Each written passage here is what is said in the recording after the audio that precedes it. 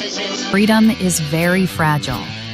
It's more fragile when we don't know the truth. You're about to be part of FramersView, where truth is the foundation of every day's program. Join us live every weekday right here on Rumble at 1 p.m. Eastern.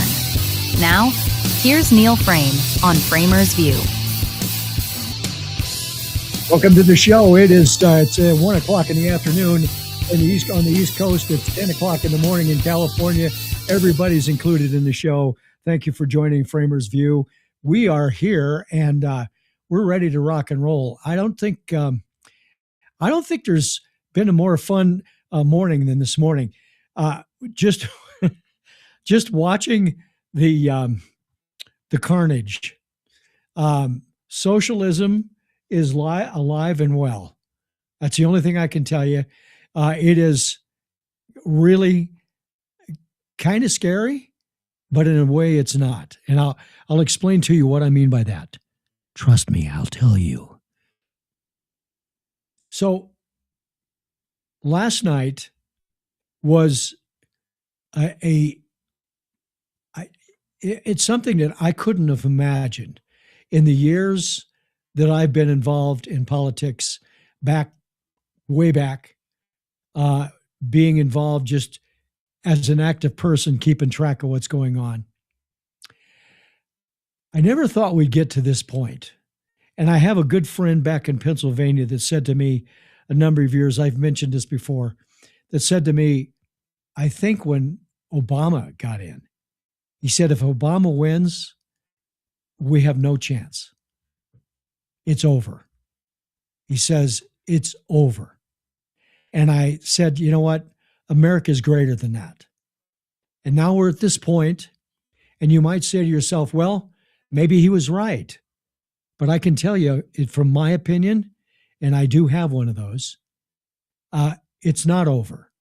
And it's not one of those situations. But they're on their way. There's no question about it. They're doing everything they can. But what's interesting is, if you really look at it, it's the same thing over and over again, and the press and people, including Republicans, start believing the BS. And what I mean by that is this. You know, we see this happen. You can wake up in the middle of the night or in the morning or whenever you happen to wake up, and you look at what's going on with the people that are getting elected. The three that got in last night in New York City, supported by Mamdani, just communist socialist people. You look at Plattner, who got elected through the primary. He got like 72% of the vote. You see that and you think there's no hope. And it takes me a little while to think about, how do we really want to manage this? How do we want to handle this? And the answer is, I think, and I think it'll prove itself out. The answer is that, you know, you kind of just say, no, it's not going to be that way. My brother always jokes about the fact that whenever I was told you can't do that, or my mom or dad said, don't do that, it won't work out, or don't do it, or you're going to be in trouble, or whatever. That was basically my motivation to go do it and to make it happen, whatever it was. My dad, looked at me when I started in my career, and he didn't understand it. He was an engineer, an electron and mechanical engineer.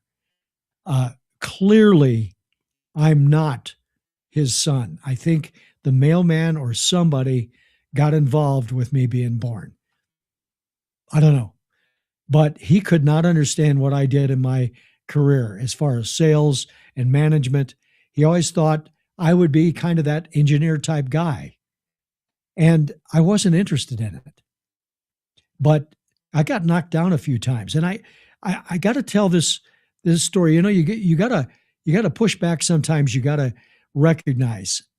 And so I got into fighting competitively. many, many years ago. I am not the vertical giant you probably expect. You probably think I'm 6'1", 6'2", big guy. Oh, you don't believe that either. And I was kind of the kick the sand in a guy's face recipient. And I got involved in martial arts. And, I was a little nothing. And, I worked up my way. And of course, I always have to go to the top. And I worked my way to the top. And I got involved in competition, fighting competitions. I did the competitions that were what everybody kind of did that was involved. But then I got into the ring. And the ring's a whole different story. So when that happened, or when I got involved in that, my sensei said, look, you're going to find out how tough you are when you really get into the fight. And yeah, right. And I thought I was pretty good. I was pretty fast, pretty tough. And, that first fight, when I got really hit, and so you understand, you can practice, you can spar with your fighters, you can do, everybody's saying, yeah, let's make this real, but you don't really make it real because there's something in your head, I don't want to hurt this guy, because there's feet and hands coming at you all the time. And then I got into the ring with somebody that didn't like me and wanted to win and was going to do whatever he had to. And I got my bell rung. Didn't get knocked down, but I did get knocked down. I'm sorry, did not get knocked out. Did get knocked down. And in that split moment, I thought of my sensei, and I also thought about, I got to get up. This isn't going to work out very well if I don't. And I got up, and I took the hits, and I figured out a way to win. And I did. My record was very good. But you learn that, number one, there's more you can do than you think you can do. There's more that you can overcome than you think you can overcome. There's more possibilities than you think there are possibilities. There's more thinking that's required to be able to get the possibilities and getting up and getting the job done. It's just what it is. And it translated into my world of sales and marketing, my world of managing people, my world of understanding what people were and who the ones you can trust and who you can't. And I've mentioned it before, but my dear wife, who I love deeply and is another Republican, but the one person that she kind of felt good about was Ro Khanna. And I said, no, this guy's bad news. And now he's proven to be bad news. And so, and of course, he's running for office. There's no question in my mind, he's going to run for office. But you have to figure out how to make it work. But the most important part of this is this. The socialism, the socialists, the people who are getting elected, it's happening up in Maine, where it's a small group of people that have managed to bring enough money in and get this guy to be the hero, and they don't care what he is or what he is, where he is. He has to beat Susan Collins. And Susan Collins, in my opinion, is not a great candidate, but she keeps getting reelected. And I hope she does this time. But it's the blue cities and the blue states. Maine is a blue state. You look at Massachusetts. You look at the mayor of Boston. She's disgusting. You look at New York City. You think about Texas as being this Republican state. Take a look at Austin. Austin is this little bastion of liberal socialist lunatics. And everybody's trying to move out to the perimeters of Austin that used to live in the city, and they're trying to get away. But socialism is thriving in those areas. And why is that? Because they're drinking the Kool-Aid. And nobody's running down the street screaming, "Don't drink that Kool-Aid, there's poison in it." Because that's what it is.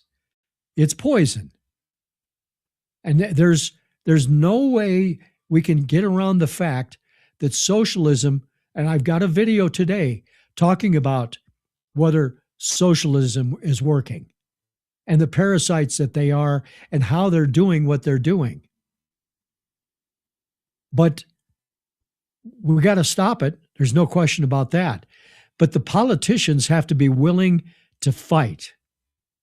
And, Lauren Boebert is one that's been speaking out about John Thune, and he's become a feckless leader of the Senate. I'm sorry to say that because I had big hopes, but I also knew who the people were that he partied with. And they were the McConnells, and they were all of the people that are the establishment Republicans. And you could argue that there are Republicans that are trying to change the Republican Party to the MAGA Party. And the MAGA Party really, when you get right down to it, you could say is a separate entity of the Republican Party like socialism is.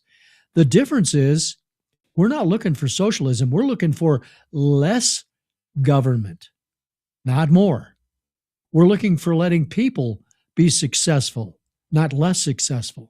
We're looking for businesses to thrive, to not to thwart everything they try to do. And that's where we've come at this point with the socialists and the crazies that are saying defund the police, defund ICE, take everything away. We'll take care of you. Well, we will until we run out of money. But I forgot to mention that to you. Spamberger, and yeah, I did say Spamberger, not Spanberger. Spamberger, who kept calling us on the phone, not us, but the Virginia people, and said, I'm a moderate, vote for me.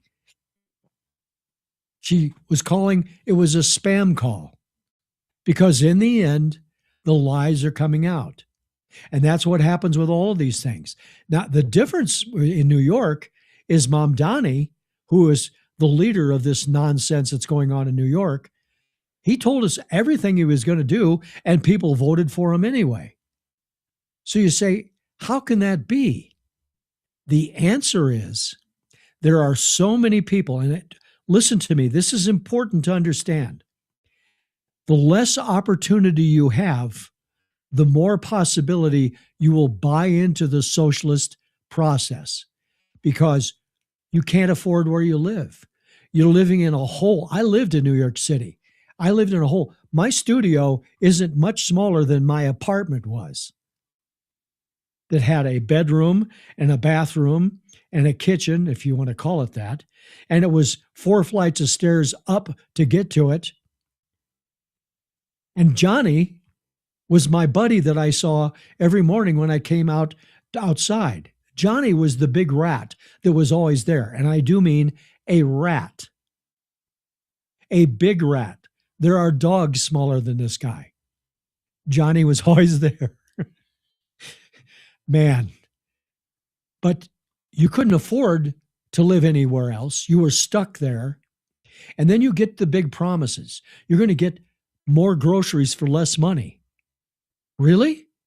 You're going to have all of these opportunities, and these opportunities are going to feed your opportunity to live better. It's going to be better for you. And we're going to tax those rich people. But here's the difference. Those people that I said are stuck in New York City because they're broke and they can't do anything, they can't afford to leave either. Guess what? The millionaires and billionaires can pick up and go. And that's happening. And as soon as that happens, all that tax the rich concept goes away because they're gone. They're gone. Poof. They're just gone. You got to understand this. You got to understand this from a lifestyle standpoint and a political process of this country and what could happen. I don't think we're going to see it in our lifetime. But there's been other countries. All you have to do is you look at what happened in Germany. You go back to the 1800s in Germany and compare it to the 1930s. You look at the countries in Europe that have gone socialist, and they're trying to get away from it. I've got a story today about Central America and Latin America and what's happening with that. These stories aren't just made up. These are things that's happening. So last night, Trump talks about he endorses somebody and they win. And the fact is, that's really happening. Mamdani, who is Jim Jones to the max. Jim Jones is the guy that was that killed all the people in Texas. You may not remember that. You may not be old enough. Get your history books out. He got everybody believing his story, and he got everybody to drink the Kool-Aid. And guess what? They all died. So that is a scary part. But then you have the Hakeem Jeffries part. And this guy, he thinks he's going to be the leader of the Democrat Party and the Speaker of the House when they take over as Democrats. And he may be, but I think there's going to be a lot of people that are going to push back. But in the last few weeks, Jeffries has been supporting all the candidates that were not the whacked out socialists. And last night, he lost every single one of those campaigns to socialists. He doesn't have the power he thinks he has, and this is the evidence of it. This, the flowers that were put outside of Hakeem Jeffries' office, the flowers were sent there by the Republican committee. And condolences to them for the loss that he experienced by Hakeem Jeffries' endorsements and Mamdani's 100% win in his campaign to support those people. That's really it in a nutshell. So I was going to spend a lot of time with these three people that got in. And I was watching them and I thought to myself, you know what? You're going to see enough of that. What you need to understand is how rabid these people are. If they bite you, you might die. And you'll have to get a rabies shot anyway. And bite, in this case, is get into office and accomplish any of the things that they want to accomplish. So I want to show you this, first of all. This is this came from X. This is a defund the police. And this is Chevalier. She's a socialist communist. She's one of them that won the most vocal. She's going to be more vocal than AOC. Can almost promise you that. I forgot to get napkins, so I just wiped my hands on the American flag behind me. Do you get this? Do you understand this? This is the prime lane that she's in. She's going to take over everything. So that's scary, but more scary than that is what she wants to accomplish. And I've got some, I was going to put this up as a screen share and I thought it's too much, but these are the things I put in a grok. And in the grok, I said, what is Democrat candidate Chevalier promising? Here's the answers. The Democratic Socialist, it's DSA member. So it's she was a community organizer who won the primary in the 13th Congressional District. She emphasizes progressive priorities like housing, health care. That sounds good. Immigration reform, labor rights, and redirecting military spending toward social programs. Babies, not bombs. She pledges not to take PAC money. Well, when it comes to winning against a Republican, she may have to. So here's some of the things. The Home Act. She wants to build deeply affordable public housing, cooperatives, and community trusts. with rent caps and tenant protections. Rent caps. Let me explain to you what rent caps mean. Rent caps mean the owners of the properties can't raise the rent when the cost of living goes up because they're in office, they're being the socialists, and they're going to raise taxes on those people that own those buildings. And the property taxes are going to have to go up. They have to be able to do what she's trying to say. She wants to strengthen the union workers and more organization. She wants to raise the federal minimum wage to $15 an hour. Let me help you understand something. Some person in the 25th district of New York can't change the federal minimum wage law. Now, she could be in office and vote for that, but I don't see that happening. She also wants to do a path to citizenship for the dreamers. Come on. She wants to do the wealth tax, of course. She wants to have tuition-free community college.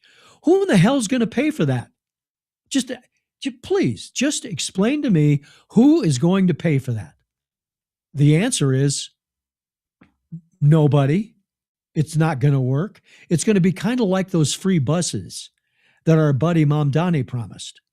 And then what about this? Medicare for all. Universal health care, including dental, vision, and hearing. So does that mean you get new hearing aids? Those hearing aids that are $3,000 and $4,000 each, that can cost you $6,000 for hearing aids, unless you get something that's just basically an amplifier that won't do anything. These are things she really wants to do. Here's the other one. Abolish ICE in the agency. Expand citizenship pathways. Provide free legal representation for immigrants. And protect sensitive sites, schools, places of worship. She's not protecting them. She wants to keep ICE out of them. So this is what everybody is not understanding. When they say these things, it isn't what she says is not what she means. She has organized against ICE detentions as an immigrant rights activist. That's what this woman is. And she's just one of them. And I can tell you this, as long as she has the opportunity to be able to be the powerhouse that she wants to be, she will push. Then you've got Rashida Tlaib, you've got AOC, you've got Presley, you've got all of these politicians, the squad, and it's becoming a company. You got a squad, then you've got a company, then you've got a battalion, and that's what they're trying to do. Well, they're trying to end the military, of course. But that's where the problem lies, is that it will continue to get bigger and bigger if we don't get this thing stopped. And when I say stopped, I'm talking about stopped. So can that happen? Can that be accomplished? I'd like to believe it can. I'd like to believe that we have the possibility, the capability of stopping this. The only way we can do that is vote. And, Chuck Schumer has been talking over and over again. He's got all kinds of videos out there, him talking about stopping the SAVE Act, because there's 20 million people that won't be able to vote. Oh my God. 20 million people that are going to be denied voting. Kind of like being denied SNAP. They're the same people, by the way, because the 20 million people that wouldn't be able to vote if we had voter ID are those that are not citizens of these here United States. And SNAP is the same thing. They talk about we're taking SNAP away from the poor. No, we're taking SNAP away from illegals. We're spending money on people that don't belong here and don't deserve the funds. This isn't about doing something, being angry with people that came from Mexico or Guatemala or Venezuela or wherever they came from. If they came in the right way and they've got a green card and they're working to become a citizen or have become a citizen, that's fine. Help them. Take care of them. Help them find a job. Get off your lazy ass and do something. That's where we are. We have to do this. And Chuck Schumer doesn't want, we can't lose those 20 million voters because nobody on the Democrat Party is going to get voted in. That'd be dangerous. Oh my God, everybody would die. So the socialist group, the Socialist Party, if you will, is not a party.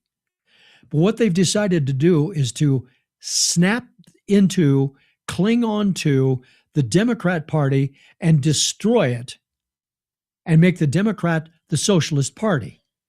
And they're what's called parasites. And parasites is a word that's used in this next video. Watch this and just think about what she's saying. Well, first of all, they're not Democrats, right? They're socialists, and they're essentially parasites. They've decided that they cannot win on their own by creating their own party, so they are going to latch onto the Democratic Party, feed off of it with the overall goal of taking it over and killing it. And so that's what the DSA is doing. They started this back in 2016 with Bernie versus Hillary. AOC then gets elected in 2018. You see the introduction of the squad and what's been happening since then. And so this year, they really do feel like it's their big opportunity. They are going for broke. And you don't see them trying to win purple seats or red seats. You see them trying to pick off Democrats in safe blue seats. One of the candidates that you just had up on the screen is actually going against the chair of the Congressional Hispanic Caucus, Adriano Espaillat, 100% voting record with the Democratic Party, but he is not a socialist. He's not an anti-Semite. He believes in public safety. He believes in opportunity and in innovation and capitalism, and for that, they are trying to off him. And so, yes, it's a terrible thing for the Democratic Party, and if they are successful in taking over, then I think it's going to set the party back decades. Well, it could take the party back decades unless they get so powerful that we become a socialist country. And then look at Venezuela, look at Colombia, look at Cuba, look at all these countries and the spot they're in. And you can say, well, there are socialist countries that are successful, but they're not. They're socialist feeling, but they have business. They have freedom of business. They have freedom of manufacturing. Vietnam's a good example of that. This isn't the socialism that these people want. These people want to take people down. And as long as that's happening, I don't know how to explain it to you better than they're going to do this until they win everything. And you're going to have little pockets. You're going to have little pockets in St. Louis. You're going to have little pockets in other medium-sized cities. I worry about Denver. Denver, our mayor, if you plugged him into a light socket, he would not light up. Wouldn't happen. He's not that bright. He's dangerous. He doesn't understand what he's doing to the city. He thinks he's doing great things. Our budget is so overrun, it's unbelievable. It's billions of dollars. And partially because of all of the illegals that he's been housing. That's what happens. That's happening in Austin, Texas that I mentioned. Certainly is happening in LA. So, I don't know. But then there's the sections or the areas, if you will, that even in blue states, there are non-blue sections. They may not be red Republican, but they know socialism isn't the answer. So there was an interview with Lisa Blunt. She's a senator from Rochester, New York, upstate New York. And it was on, I think it was CNBC. And he asked, where has socialism worked? Watch her squirm and not answer the question. And this tells you all you need to know about those ones. I didn't even know who Lisa Blunt was. I had to do some research on her to find out who she was. Watch this. Where has socialism ever worked, Senator? Is that another question, or is that for the next interview? That's definitely for you. You said fish doesn't work everywhere. I just want to know one place where socialism has been beneficial. Well, when you have me come back on, we can talk about all the races across the country. Ready. This is what I've been saying all along. This is a woman that that actually is a Democrat liberal that knows this isn't a good idea. And it is really a scary moment when you have to squirm and not answer a question as a Democrat, as a liberal, when you're asked where has socialism worked. You got to ask yourself a question. And there's a guy that asked that question. How did these idiots get elected? Boy, ain't that the truth. How did these idiots get elected? And I don't think there's an answer for it. Thank you, George. It really is kind of crazy. They're taking themselves down a path that could destroy them. I say could because if it gets big enough, fast enough, it won't matter. But as we go along today, we're reminding ourselves of the crazies and the people that are trying to make some sense of things and trying to help to get our country back on track. We're about to celebrate 250. I've got a story with the reflecting pond, more of that nonsense. You know, the nonsense of the people that are just off the board, craziness. Every day, all day long craziness. So there's a guy named Phil Schweitzer. He's a writer. He's an author. He's brilliant. He does a lot of research, and he really puts a lot of effort into understanding what the other sides are doing. And if I say other sides, a good example, when Hunter Biden was in trouble and his laptop was going on, everybody said, no, it's not his laptop. It's not this and that. Schweitzer was the one that went out there and resolved an answer. So watch his first piece and we'll talk about it.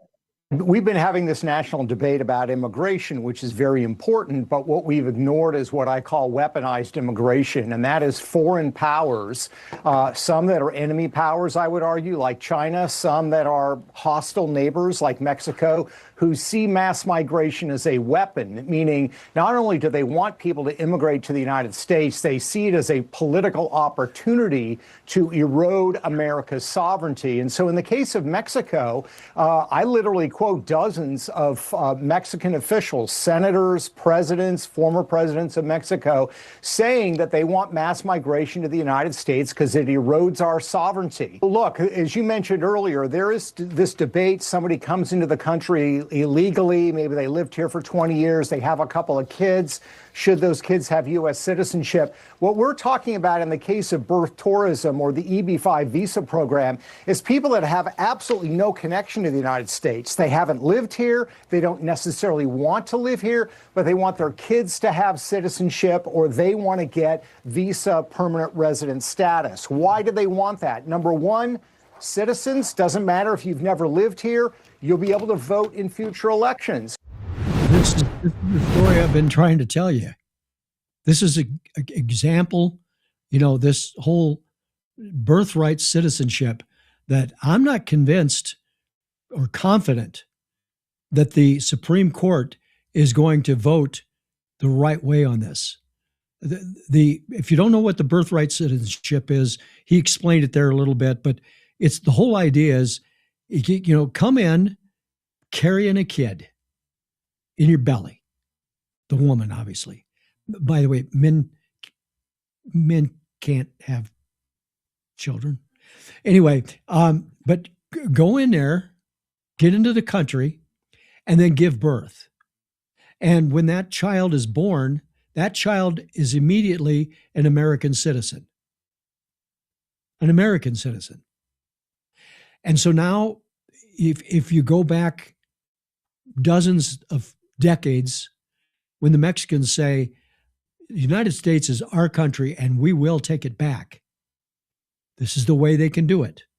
They bring more and more people in that produce more and more babies that create a solution for them to be able to have more voters, to be able to get rid of America and to turn it all into Mexico or China, which we'll talk about in a minute.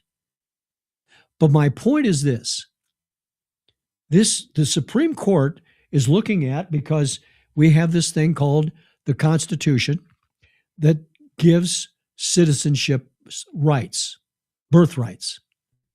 That was done at a time when people were coming here to becoming American citizens, at a time when there was nobody here that were Americans. It was a small, itty-bitty little group. I mean, think about it. There were no states, and then there were 13 states, and then they started taking properties, or not properties, but areas of the country and developing states. Virginia used to be all Virginia and West Virginia, as an example.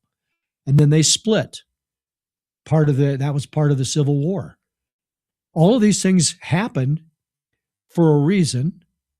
And the Citizenship Rights Act that was done by the founders was to be able to create a way for people that are coming here that were not Americans.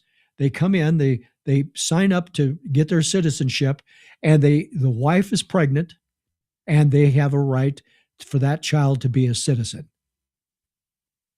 That was a whole different thing than coming in the country, having no ties to the country at all, and just having a baby, and now that baby is an American. That's what's happening. Now think about China, because China is another story of this. And he's talking about this also in this story. And the estimates out of China are China has more than 1 million, quote unquote, U.S. citizens. These are children that were brought here. They were given birth here by their mothers. They were flown back to China, raised in China. There's more than 1 million of these in China that are U.S. citizens. And when they turn 18, they're going to be able to vote in our elections. The EB-5 program, this is a visa that says if you invest $1 million, you get permanent resident status. If you're a permanent resident of the United States, even if you don't live here, it's legal for you to donate to political campaigns. So there's tens of millions of dollars of foreign money legally coming into political campaigns because of this weaponized immigration. What? I told the guys on the boat, don't screw this up when we get there. Those guys that later were known as Democrats screwed up a good thing. I'll probably have my teeth knocked out for saying this. Yeah, he's right. He's right in so many ways. You know, if you speak up, I've lost some friends just doing this show because I can't have a different opinion than somebody else. And yes, I've got a platform to speak my mind and they don't. But they can get on Rumble and do the same thing I do. But they won't. Because all they want to do is whine and do nothing about it. They want to support all of the nonsense. And I believe that intelligent people that are supporting the nonsense are smart enough to know they don't want to speak it out and tell everybody how stupid they are. I could be wrong on that. But I don't think they want to do it. There's, what did they have? Radio America, something like that. They supposedly had this radio network that was going to be the way to fight Rush Limbaugh back in the Rush Limbaugh days. God, I miss him. But he was so popular and had so many viewers, and the Democrats knew they had to do something. So they put on all of these people that with a network. It's gone because nobody was watching it. MS Now and the 800 viewers they have. CNN that has 850.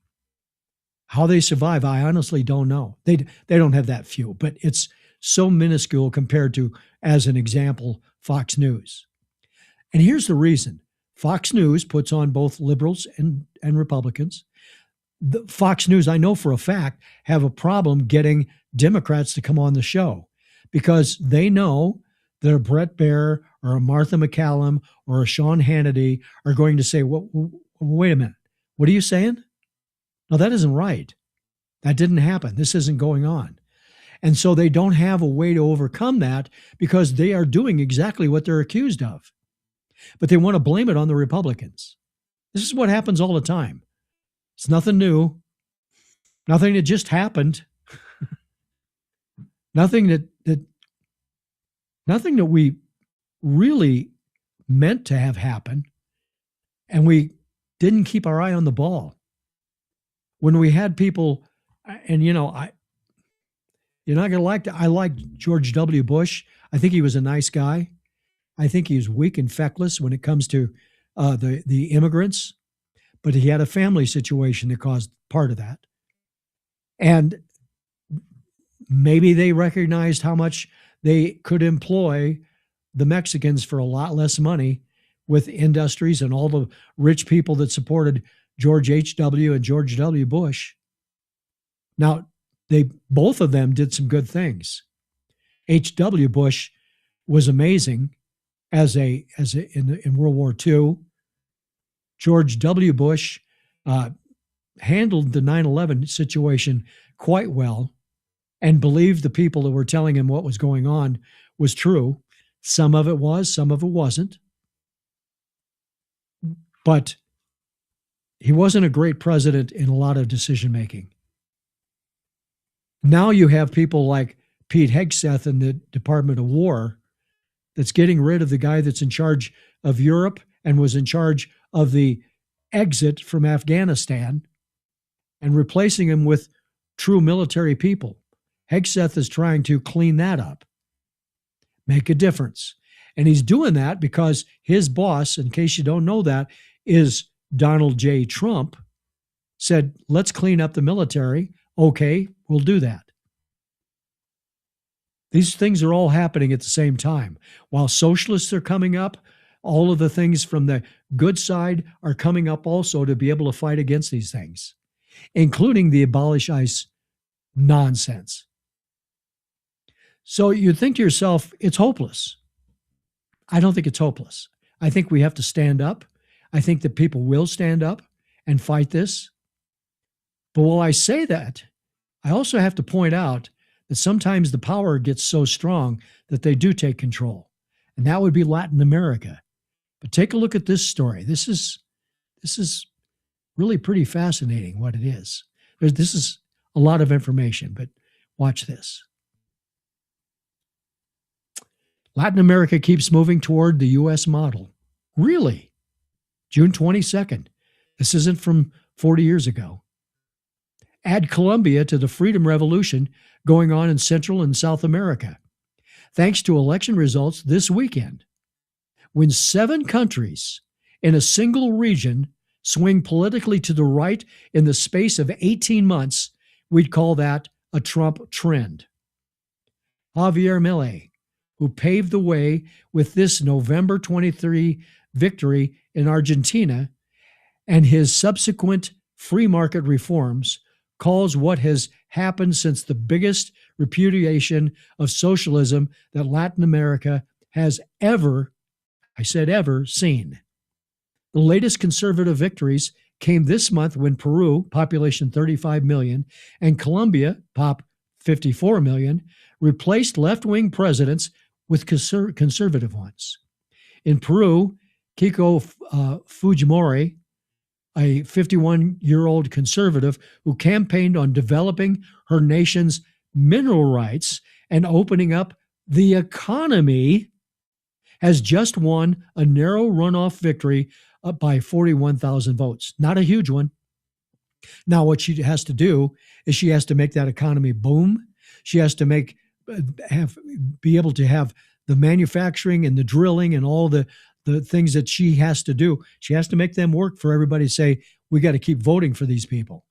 In Colombia, Abelardo de Espriella, I'm terrible with names, won Sunday's runoff against leftist Capsida. Now, a protege of Colombia's current left-wing president, Petro, Subpoena called for more power to public sector unions, a moratorium on new oil projects, capitalism, guys, and peace talks with armed rebel groups.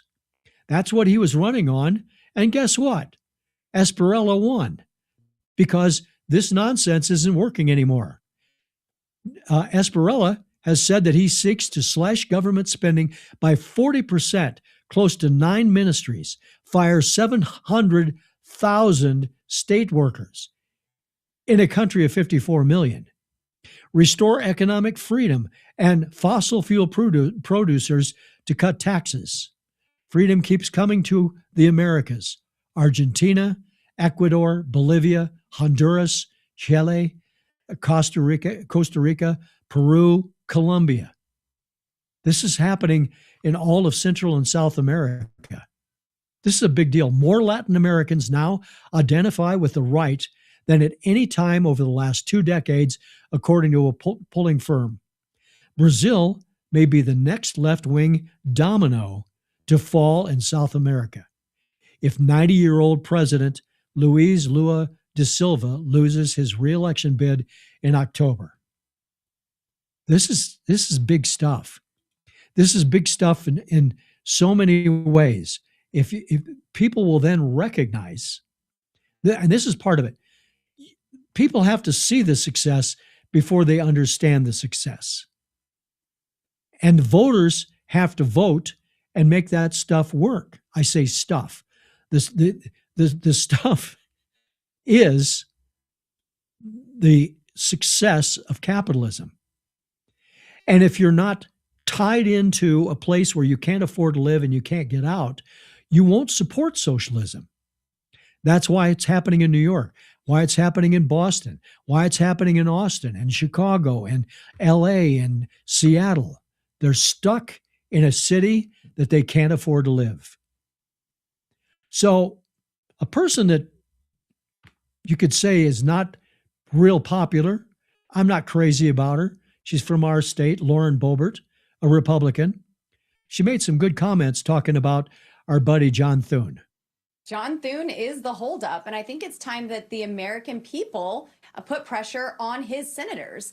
He has proven that he can take the heat, and it's going to remain the same. He is immovable on this subject. He needs to nuke the filibuster and bring the Save America Act to the Senate floor for a vote. We have passed the Save America Act out of the House, and we continue to message the dire need to pass this out of the Senate and get it to President Trump's desk. If that means attaching it to FISA, sure, I agree with you. FISA should never be reauthorized, but at the very least, let's have warrants to spy on American citizens. Let's get in there. The Fourth Amendment is not for sale, so the federal government cannot purchase your data from private companies. And let's attach the Save America Act to FISA. First of all, I don't agree with the FISA comment that she made. As I said, she's not my favorite Republican, but she's made a very good point. And John Thune has become truly feckless. We're going to have to, I can't even believe I'm saying this, but we have to get rid of the filibuster and just get these jobs done, get these things taken care of. We have to have voter rights. We have to be able to have people voting that are actual citizens of America, these here United States. If you don't do that, then as I was saying with the socialists, and it gets bigger and bigger and bigger, those people will be voting and voting and voting, and they're already saying, illegals should be able to vote if they're here. No, they shouldn't. They're no part of the fabric of this country. They broke the law to come in here. And I would suggest that every single one of those people should be told that we are going to be sending an illegal family to their home. And they might be murderers or rapists, but you won't care. It's okay. It's all right. The SAVE Act and getting ID for voters is so important. And I have the perfect example of why it's so important. And that is a guy called Hakeem Jeffries. Hakeem Jeffries is the guy that could end up the Speaker of the House if the Dems win. Ugh. Now, I think he's going to get some pushback from the Democrats, but don't count on that, especially with all the socialists getting in. But Hakeem, what he says in this video should tell you how important it is for him to stay away from maximum power. Watch this. Not get us involved in another reckless, endless, foreign adventure that actually has made our country weaker relative to Iran than the position that we were in before Donald Trump started this war. And Iran, unfortunately, is now stronger.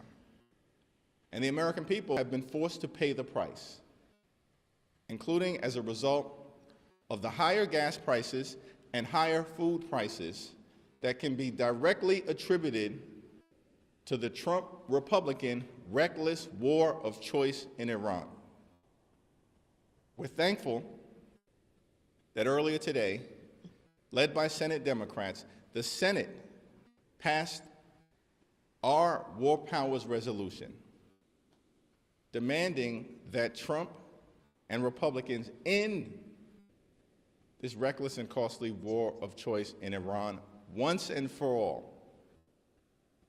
And the bottom line is that we shouldn't spend another dime of taxpayer dollars on Operation Epic Failure. Boy, this guy's disgusting. Epic failure. You know, a war of choice, a war where we've lost and Iran is stronger. This is the nonsense that this guy is saying. Imagine when he's in power. And the fact that the Senate voted to get Trump to stop this war, how stupid is that? You've got a guy that's right now running a country called Iran, and all of his IGC, whatever they are, people that hate America and are trying to rebuild again and get more nuclear weapons that could possibly get to the United States, definitely can get to Europe. And he's saying it's a war of choice. First of all, he didn't start the war. Iran started the war 48 years ago. It's just that Trump's the first one that's willing to do something about it. And he has to do something about it because we're in a spot if we don't fix this. So, with that said, you've got the loonies that we can't call them Republicans because they're claiming they're not Republicans anymore, or the completely crazy ones that come up with the most bizarre ideas, and they're becoming totally anti-Israel, just like the socialists. And that would be Alex Jones and Tucker Carlson. Watch this. So I'm really concerned that all Israel has left is nuclear blackmail and or a nuclear false flag or something like it to blame Iran. I really think that's on the table. What does Tucker Carlson think? I think you're clearly right. I mean, they're saying it out loud, so we're not guessing. I mean, you just interpret their statements, which need very little interpretation because they're pretty direct statements. And I think they reflect reality. Israel feels that it's out of options other than something extreme. Moreover, this is not the beginning of the story. It's the end of a generations-long story. The buildup has been going for my entire life, and I'm 57, where Israel's solution to all problems outside its borders, and often within its own borders, is force, is killing people. We haven't killed enough people. That's why we're not at peace. And that's just a fundamental misread of life. What happened to Tucker Carlson, you might say? And the answer is he has jumped from MSNBC to CNN to Fox News. And then, of course, he claims he quit Fox News. He got fired. And I used to like listening to him because he had a lot of information. But he's a whack job. And it's proven itself out completely. Alex Jones, the conspiracy guy, I mean, you would expect that from him. But when you get down to the nitty-gritty, so to speak, and you see what's happening with Tucker Carlson and this anti-Israel everything, I don't even understand that. How did we get to a point where we hate Israel? That we think they're the genocide? Israel was attacked on October 7th by Hamas in Gaza, from Gaza. Not Palestine, because there ain't no Palestine. There's Palestinians, and they don't have a home, except for Gaza. And the Jews have a home called Israel. There's no Palestine. But that's what these socialists are calling for. Free Palestine. Well, yeah, it's free because it doesn't exist. And then you get this stuff with Alex Jones and Tucker Carlson, and you just think, what the hell? How did we get here? And the answer is because we didn't keep our eye on the ball. And these people, they got a free flow speech. There just have to be people like me, Dan Bongino, and others that are out there telling you, hey, this isn't right. So speaking of right, I've got one final story, and that is the pool, the reflective pool. And this story comes from MS Now. Watch this first piece. This is classic. We're less than 2 weeks out from the nation's 250th birthday, and the Lincoln Memorial reflecting pool that was supposed to be American flag blue, well, it's been looking a little bit swamp green, and things seem to be just getting more grim by the day. There's this viral image of a dead duck floating in the landmark's water. It's not clear how or why the duck. That's the point. They don't know why it died. You're going to hear them say that the people that put the chemicals in to try to kill the algae was all animal safe. But she's going to throw that little piece out, and this poor little ducky died. Who knows what happened? But a parks spokesperson says the repairs and maintenance used to treat the algae in the pool is wildlife safe. So you could chalk this whole saga up to just being about some pool. But for Trump, it seems to genuinely be a priority for him. The administration is boosting a law enforcement presence in the area, and the president just can't stop claiming without evidence vandalism is behind the green algae problems and all that peeling paint, and not his $16 million renovation. We have evidence of people that have been arrested.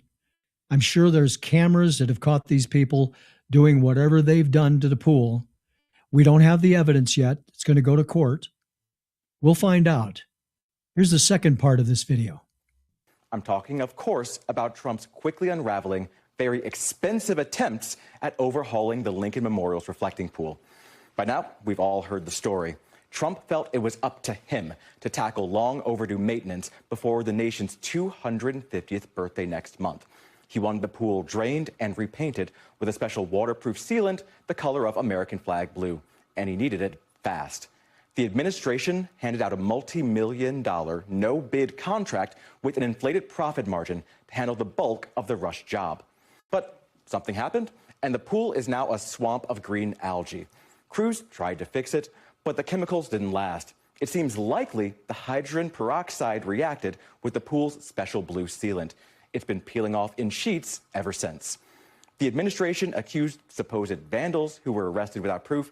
It even blamed the algae itself for having the nerve to survive the reno by hiding inside water pipes. But the real culprit is almost surely the administration's hubris and habit of moving quickly without worrying about the consequences. Do you really believe these people were arrested with no evidence, with nothing? They just went out there and found some guys and they arrested them and they put them in jail and they're going to take them to trial and they don't have any evidence to prove it. Is this guy that stupid? Oh, yeah, he is, because he's from MS Now. He couldn't get a job anyplace else. It's just stupid. And it'll continue like this for as long as people just keep being allowed to say it. But now we have a commercial from the Algae Salvation Society. Let's go, Algae! We at the Algae Salvation Society are on a mission to preserve the suffocating and gross effects of algae in the reflecting pool, just to stick it to Donald Trump. Be careful, there's a Nazi! Be careful, there's a Nazi! As leftist lunatics, we must ignore common sense solutions to make things at our nation's capital beautiful and encourage things like algae blooms and pond scum to destroy anything good Trump tries to do. Algae is doing good today, honey. Team Algae, we're sweethearts. Everybody's proud of you. At ASS, we are Team Algae because anything that is good for President Trump and the rest of the country is bad for us. Yeah, algae! Join us in saving the algae because at the Algae Salvation Society, we are all ass. Algae! Yeah, baby. We are all ass. I don't think that's a real commercial, but it was classic, and I found that I couldn't resist playing it. Man, a lot to throw in there in 1 hour, and we did it. Appreciate you being here, man. It's fun every day to do this. We will have more information for you tomorrow, Thursday, right here at 1 o'clock Eastern Time. Until then, have a good day, a good night. I'll see you tomorrow. Rock on until then. Thanks for your support. Join the FramersView Monday through Friday at 1 p.m. Eastern.